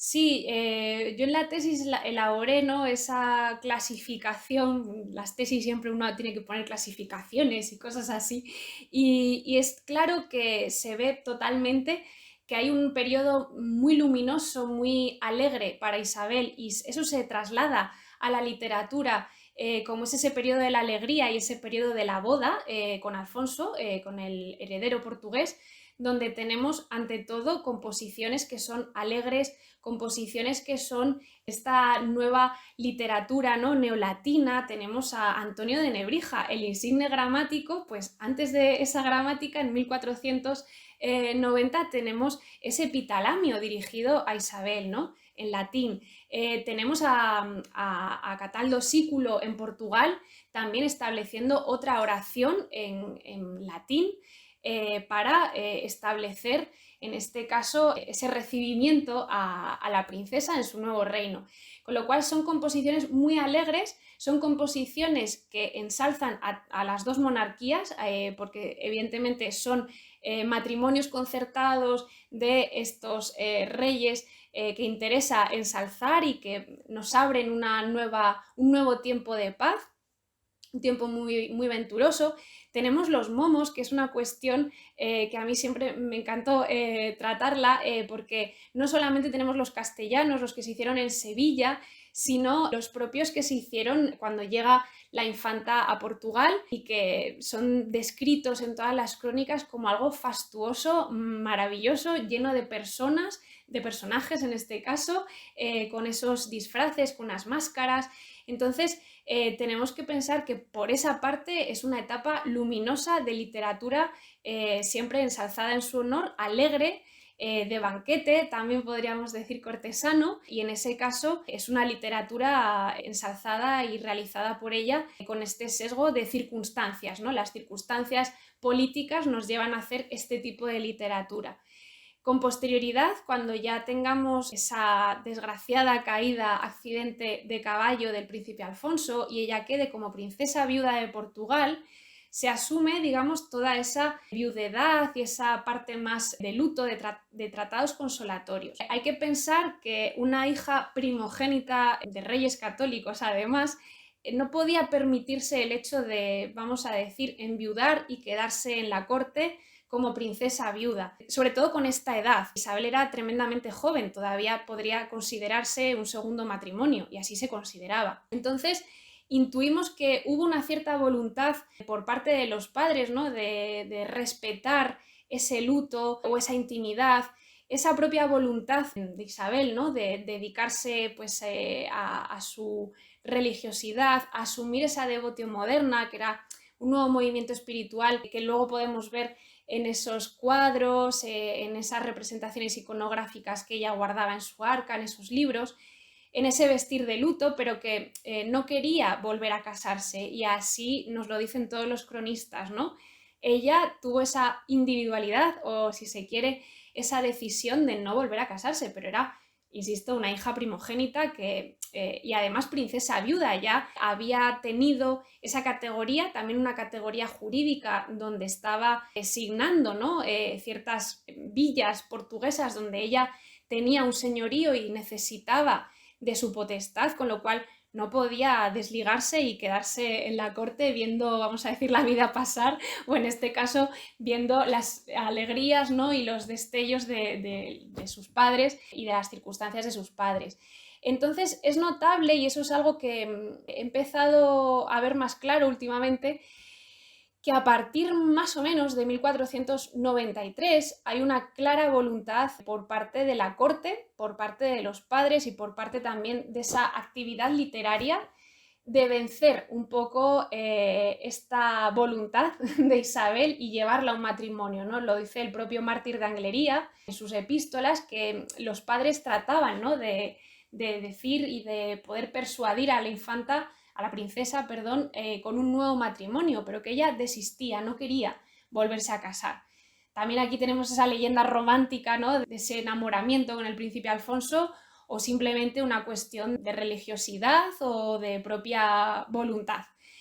Pero fundamentalmente, con estos tratados consolatorios que se establecen y que se dirigen a la imprenta en un momento determinado, que aparece tanto el tratado consolatorio de Alonso Ortiz como el de Andrés de Lee, aparecen en el mismo momento en la imprenta, tanto en Zaragoza como en Sevilla. Es decir, que se dan en el mismo año no solamente para calmar, vamos a decir, la tristura o la tristeza de una viuda, sino también para consolarla, para servir también de ejemplo a otras damas, a otras jóvenes viudas, y también intentar consolar a través de la literatura y llevar hacia otro nuevo matrimonio, ¿no? Intentar que ese sentir o que esa tristeza ya se deje un poco en esa memoria escrita, y se pase, ¿no? a un siguiente punto, en este caso, como sería una nueva alianza con Portugal, que ya desde la subida al trono con Manuel I se veía necesaria y sentida por toda la corte. Por ejemplo, esa leyenda romántica a la que te acabas de referir, contemporánea a ella, ¿cómo se extendía entre la población? Bueno, entre la población, no sé si entre el común, ¿no? O entre la parte más cortesana, estas cosas siempre son bastante difíciles, ¿no? De entrar en esas circunstancias más del diario de vivir, pero básicamente se lleva a cabo porque cuando Isabel llega a Portugal, y antes previamente había habido unas breves cartas que se había cruzado con su suegro, con el rey João II de Portugal, pues para simplemente decirle que estaba deseosa de llegar. Esto es algo pues como muy tópico, ¿no? Pero cuando ella llega a Portugal se establece esa leyenda romántica de que se vieron, porque no se habían visto, ¿no? Evidentemente Isabel y Alfonso, y cayeron rendidos o cayeron enamorados entre sí. La leyenda cuenta un poco eso, ha sido bastante trasvasada a través de los romances. Y esto, los romances, hay una categoría de romance cultural o romance más culto y de romance más popular, ¿no?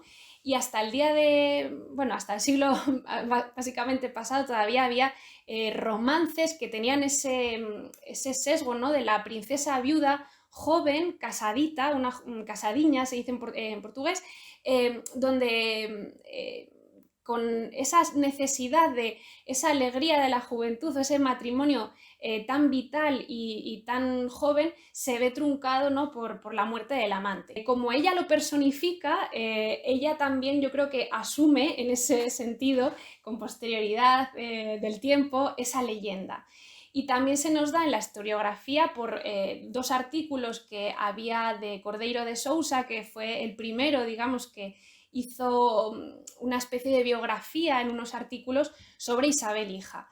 Y él perpetuaba esta leyenda. En la historiografía portuguesa siempre se ha tratado como si fuera un romance muy destacado, una leyenda rosa, vamos a decir, ¿no? Entonces se ha trasvasado de esa manera y se ha perpetuado en esos romances que se seguían cantando y que se recogen en esas variantes más populares. Lo que sería en la realidad, pues podríamos sentir que eran jóvenes, que evidentemente habría a lo mejor algo de esa chispa, podríamos decir, pero es muy difícil, ¿no? Saber qué se sintió en ese matrimonio. Dentro del proceso de las negociaciones matrimoniales con Manuel I hay un dato que comentas, y dentro de esta correspondencia con su suegro y también con el propio Manuel, es la cuestión de la expulsión de los judíos de Portugal. Recordemos que de la monarquía hispánica son expulsados en 1492. ¿Qué podemos saber, ¿no? ¿Qué información nos da esa correspondencia con esas condiciones por parte de la propia Isabel? Pues esto estaría muy, muy unido a lo que te decía de esa dilación o ese retraso en el matrimonio. Es decir, si lo ponemos en palabras más simples, Isabel no se quería casar, no quería un segundo matrimonio, y digamos que la voluntad de los padres era que sí, que se tenía que casar. ¿Cómo logramos que esta hija, que está totalmente destinada, ¿no? Bueno, por así decirlo, asumía ese papel religioso, hacía ayunos? Esto nos lo cuentan los propios cronistas, ¿no? Que hacía muchos ayunos, que no comía, que estaba muy delgada, ¿no? Por esta excesiva religiosidad. ¿Cómo podemos convencer a nuestra hija de que se case de nuevo? Porque lo necesitamos. Lo necesita Portugal y lo necesita pues la monarquía de los Reyes Católicos para esta cuestión. pues no sería descabellado pensar que evidentemente la cuestión más religiosa de esta expulsión de los judíos se ofreciera, ¿no?, como una especie de vehículo para el bien, ¿no?, de la propia monarquía, de lo que se estaba haciendo y sobre todo de uniformidad también religiosa. Es decir, si esto se hace en Castilla, ¿por qué no lo vamos a hacer en Portugal? Se establece este matrimonio y sobre todo se intenta unificar también esta parte política, ¿no? Claro, esto evidentemente en lo que Isabel respecta pudo ser un poco esa, esa parte que a ella le llevara a decir que sí y que se quería casar y que lo hacía así con este nuevo matrimonio. Pero claro, ¿cómo se recibe esto en Portugal? ¿Cómo recibe un rey que acaba de llegar de una manera muy venturosa al trono estas, vamos a decir, disposiciones extranjeras, por otro punto, ¿no? Fue bastante difícil y fue además una cuestión muy debatida porque Portugal, o en este caso Manuel, no quería llevar a cabo estas cuestiones. Date cuenta también que se establecen muchos años mientras se está tratando todo esto, ¿no?, casi desde el 95, 1495 hasta 1497, que se establece la boda, que se celebra la boda en septiembre entre Manuel e Isabel. Hay muchísima documentación donde se trata todas estas disposiciones matrimoniales y no había ninguna disposición que dijera vamos a expulsar a los judíos en Portugal, en ninguna de ellas. Tuvo que ser algo adicional y aparece en esa carta manuscrita de la propia Isabel o en esa disposición que establece ella, ¿no?, que hasta que así no se hiciera, ella no iba a Portugal y no se casaba, porque las disposiciones ya estaban hechas e Isabel no llegaba a Portugal, no llegaba a celebrarse esa boda. Esto en Portugal se recibió de una manera bastante impopular, había tendencias, había ya un cierto caldo de cultivo, ¿no?, en torno a qué hacer o qué estaba pasando con los judíos en Portugal. Se acaba también ahora en el 2021 de presentar un nuevo libro acerca de todo esto, porque es una cuestión que sigue estando muy latente y que en la historiografía portuguesa todavía tenemos ciertas lagunas, ¿no?, de lo que había pasado.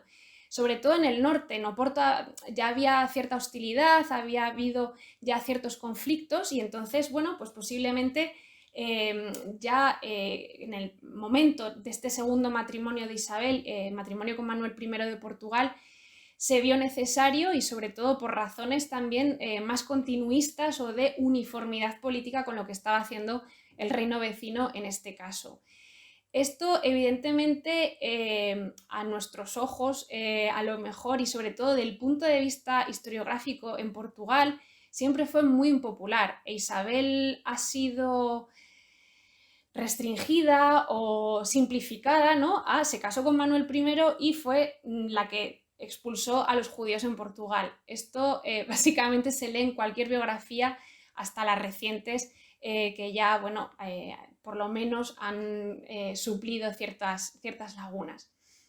Entonces, esa fue la cuestión, ¿no? Una medida muy impopular, pero una medida que casa y se entiende perfectamente con la personalidad de la infanta, de la princesa, en este caso ya princesa viuda, la personalidad de Isabel en este momento de su vida, ¿no?, como princesa viuda, dedicada a esa religión, dedicada a esas labores sobre todo de devotio moderna y que entiende que así no solamente está sirviendo a la causa religiosa, sino está sirviendo como hija a la causa política de sus padres y que así lo tiene que hacer, ¿no?, y así tiene que dedicarse a ese segundo matrimonio.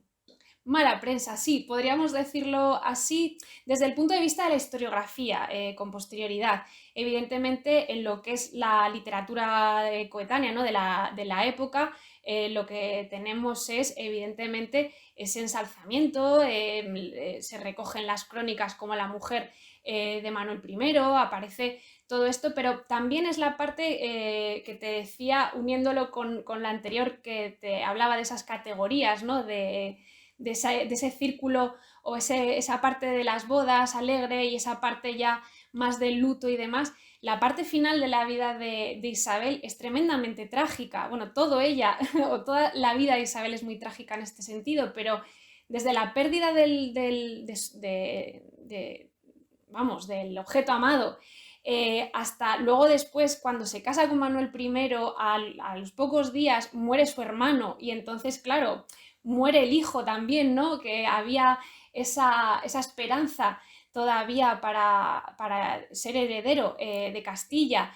Todo, digamos que a ella esta última parte le lleva básicamente a ser considerada esa pieza de legitimidad.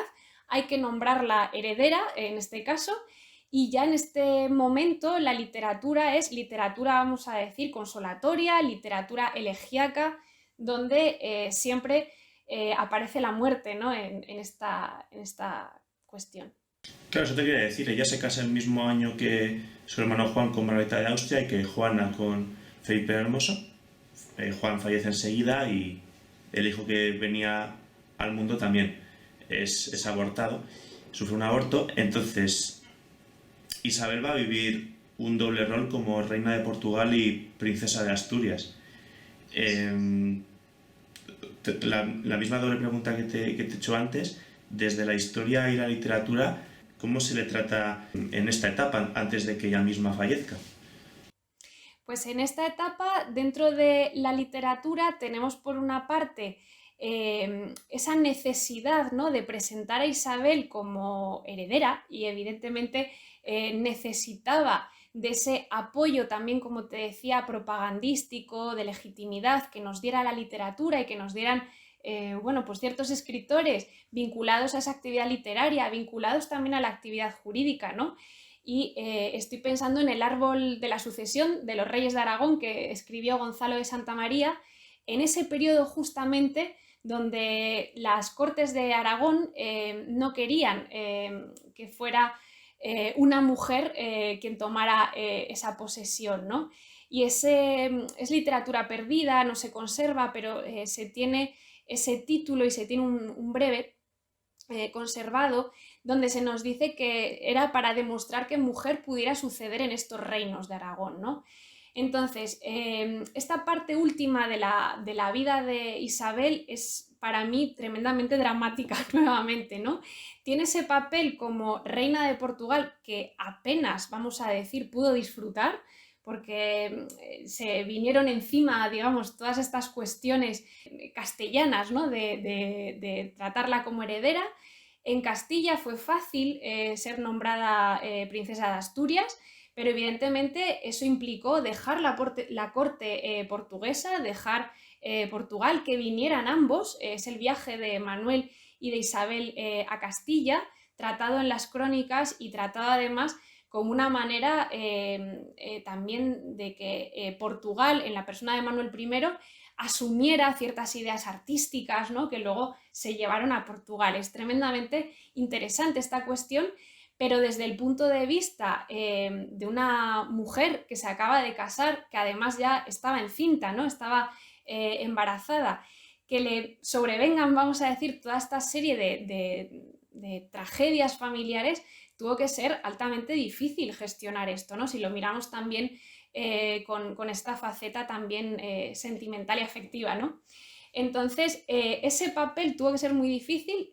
Ya te digo, se deja Portugal, se deja en manos de Leonor, de la antigua reina. Vienen aquí a Castilla.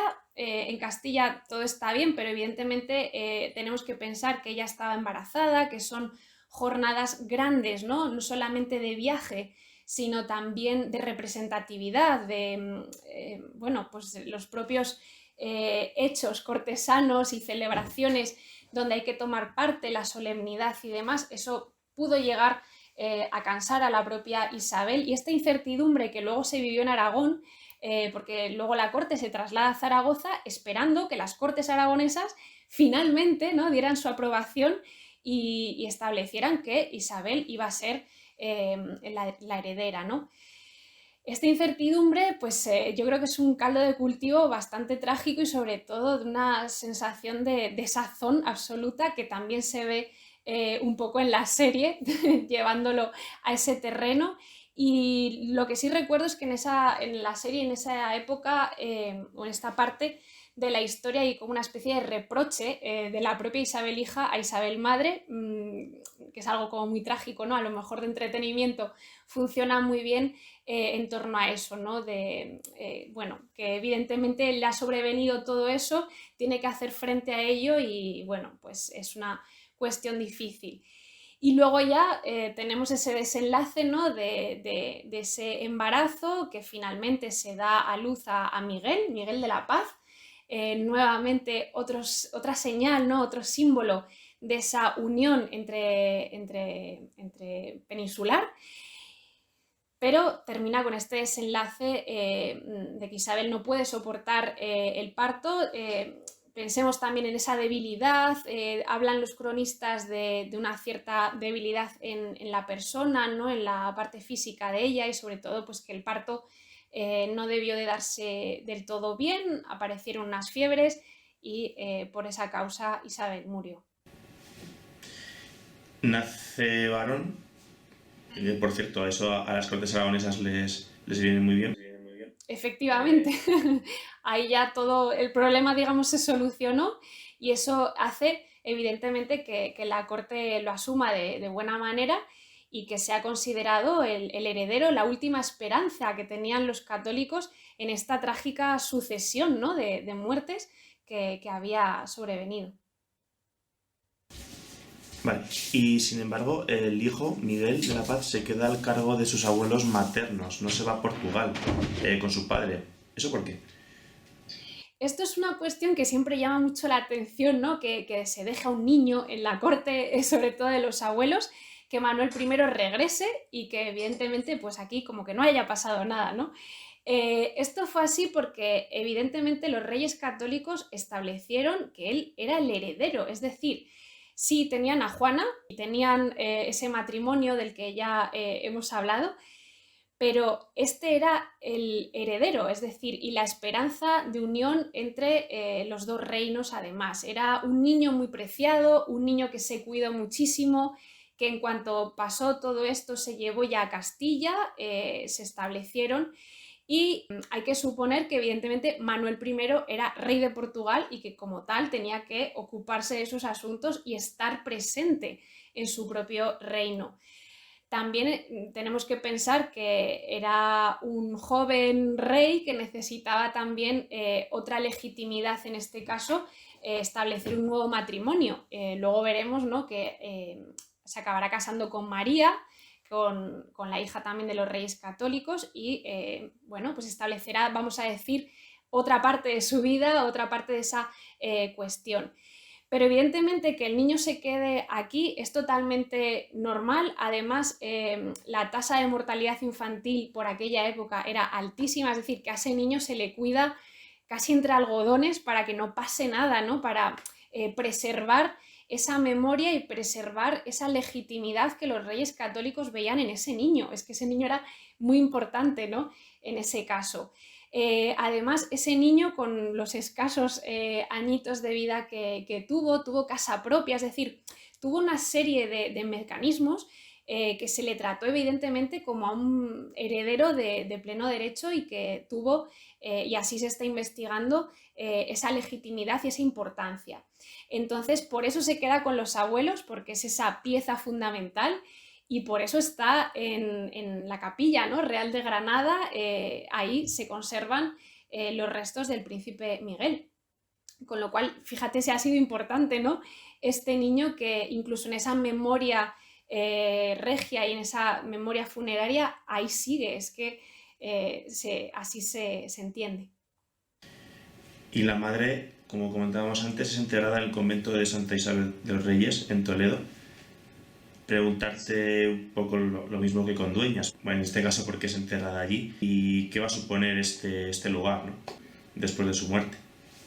Sí, al principio los restos de Isabel quedan en Zaragoza y cuando ya se traslada, cuando va a ser jurado, creo recordar, el príncipe Miguel en Ocaña, se hace ese traslado de los restos y se llevan a este convento de clarisas de Santa Isabel de Toledo. Así lo dejó ella escrito porque quería ser enterrada en hábito de clarisa. Esto también nos aporta un nuevo detalle más de esa religiosidad, de esa personalidad devota de esta infanta y de esta princesa y reina, y se lleva allí porque con este convento había tenido, digamos, una cierta relación la casa de Aragón. La bisabuela de Fernando el Católico había dado, digamos, unos dineros para que este monasterio y esta posterior iglesia se alzara. Entonces, desde ese momento se vio claro esa necesidad. Aunque Isabel la Católica había dispuesto también en su testamento que no, que aunque se había trasladado y ya por esa época estaba Isabel enterrada en el convento de las Clarisas de Toledo, finalmente lo que ella quería, lo que quería la madre era hacer esa memoria regia en Granada y trasladar el cuerpo de Isabel a Granada. Esto no se hace así. Se queda, digamos, en Santa Isabel de los Reyes en Toledo. Hay disposiciones donde nos hablan de esa memoria, donde había que cuidar esa tumba, donde había que se trasladaban unos dineros al propio monasterio para conservar esa parte.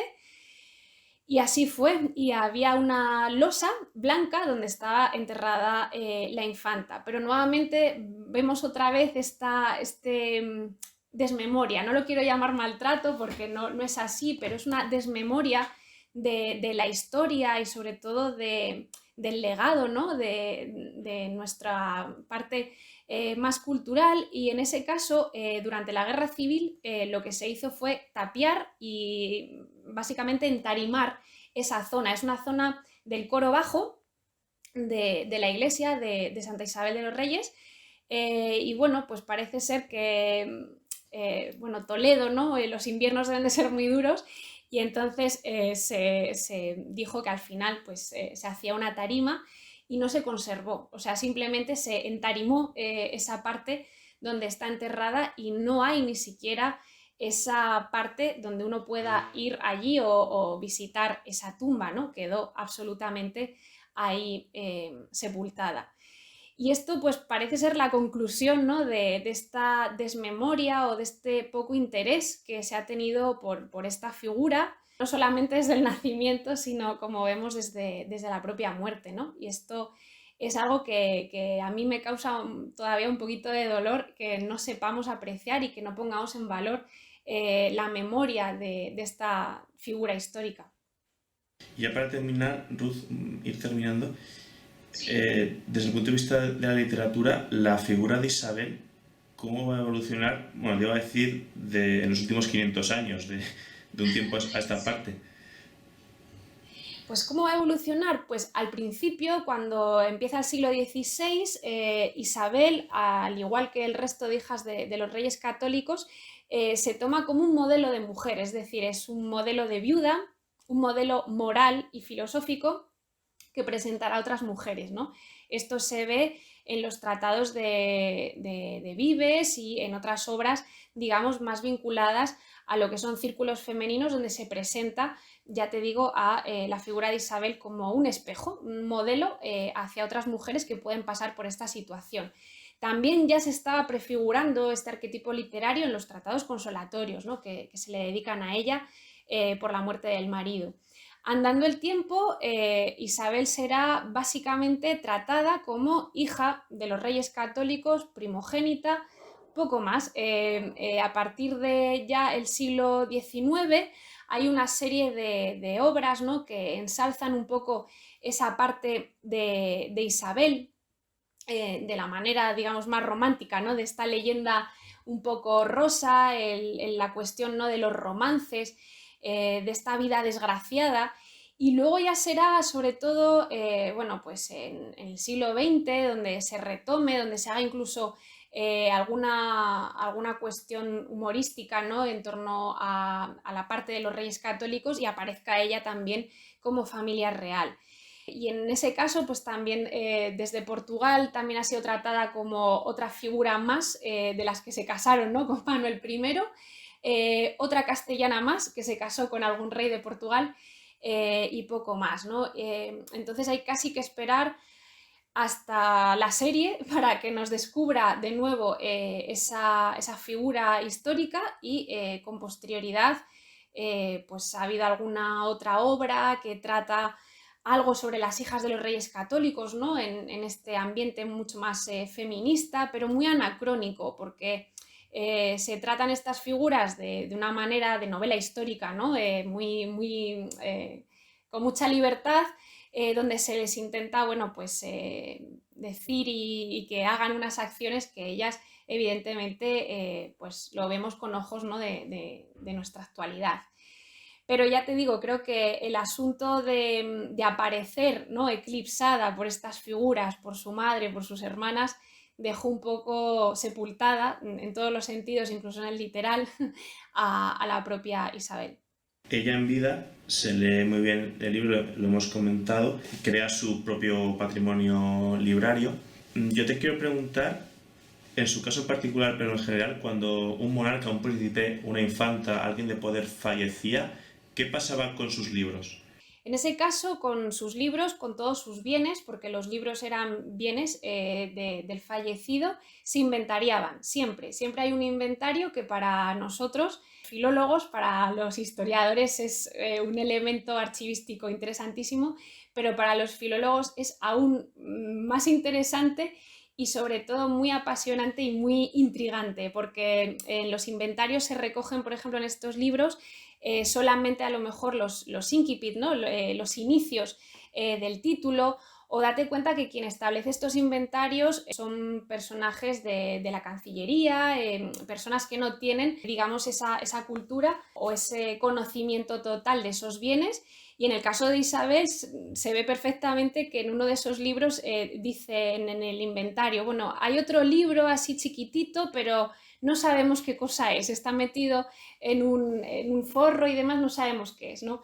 Entonces, esos bienes siempre se inventariaban y en este caso pasaron a manos de su madre, ¿no? De lo que serían los bienes o las arcas de libros que conservaba Isabel la Católica. Y allí quedaron hasta que la propia reina católica fallece, se hace también esa almoneda y se venden. Estos libros siempre acaban, bueno, libros o bienes, ¿no? En general, como estas tablas de devoción, la iconografía o incluso las propias lentes, ¿no?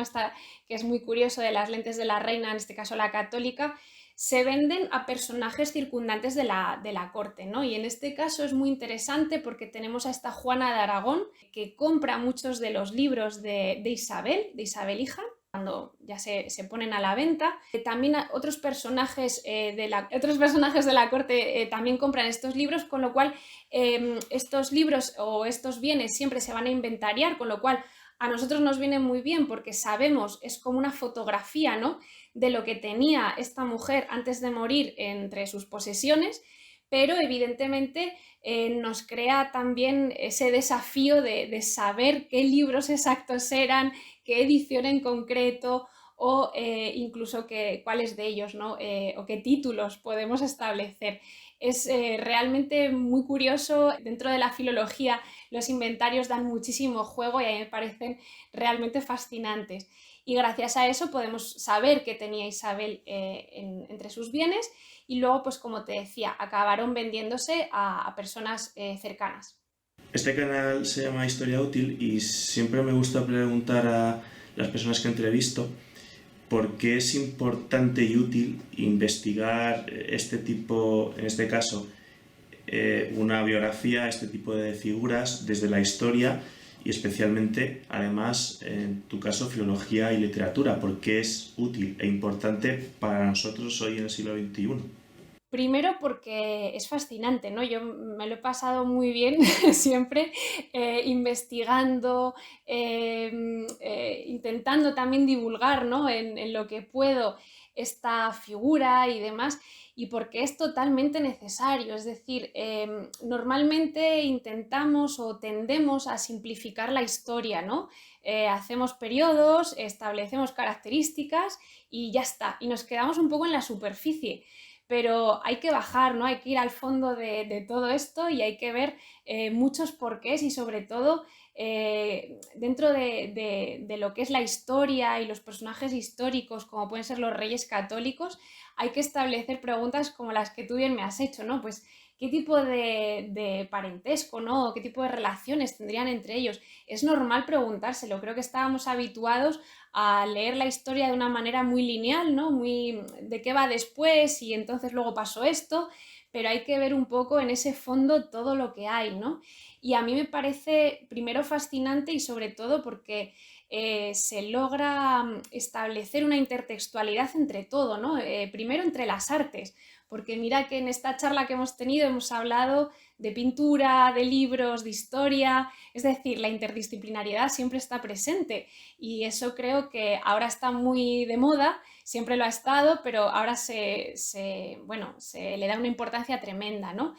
Y sobre todo estos estudios sobre mujeres, ¿no? Siempre hablamos de mujeres olvidadas por la historia, pero ciertas mujeres, podríamos decir, o ciertos personajes femeninos de la historia, por ser reinas o por tener, digamos, una categoría, bueno, más o menos privilegiada, quizá no se les esté tomando en cuenta o no se les haya hecho toda la justicia histórica o en ese caso la memoria que necesitan y se dignifica, ¿no? Entonces creo que necesitamos conocer más y sobre todo porque yendo a mi terreno, ¿no? A lo que es la filología, la actividad literaria de finales del siglo XV, tenemos muchísimo, tenemos muchísimas obras, tenemos esa Celestina que viene y lo revuelve y revoluciona todo, pero tenemos también la imprenta revolucionaria y tenemos en este caso una figura femenina a la que se le dedican muchos libros, en este caso incunables, libros que son también hijos de su época, ¿no? Tratados consolatorios, la consolatoria en Castilla es muy muy importante, tenemos esa parte, ¿no? De Nebrija, que no solamente lo tenemos que ver como ese Nebrija gramático, sino el Nebrija poeta, y sobre todo dentro de esas guerras, ¿no? Desde la faceta histórica, pues que veamos que no solamente estaban los soberanos, sino que incluso los hijos de estos soberanos eran piezas fundamentales y que resumen también esas contiendas. Entonces, claro que sí, claro que es útil, claro que es necesario y hay que seguir. Esto solamente son etapas, hay que seguir investigando y bueno, pues recuperando toda esta memoria. Bueno, pues Ruth Martínez, muchas gracias perdona. Bueno, Ruth Martínez, muchísimas gracias por tu tiempo y nada, que vaya el curso lo mejor posible y a ver qué tal va el aniversario de Isabel de Castilla y Aragón. Esperemos, ¿no? Que haya más celebraciones, no solamente esta. Muchas gracias, Pablo.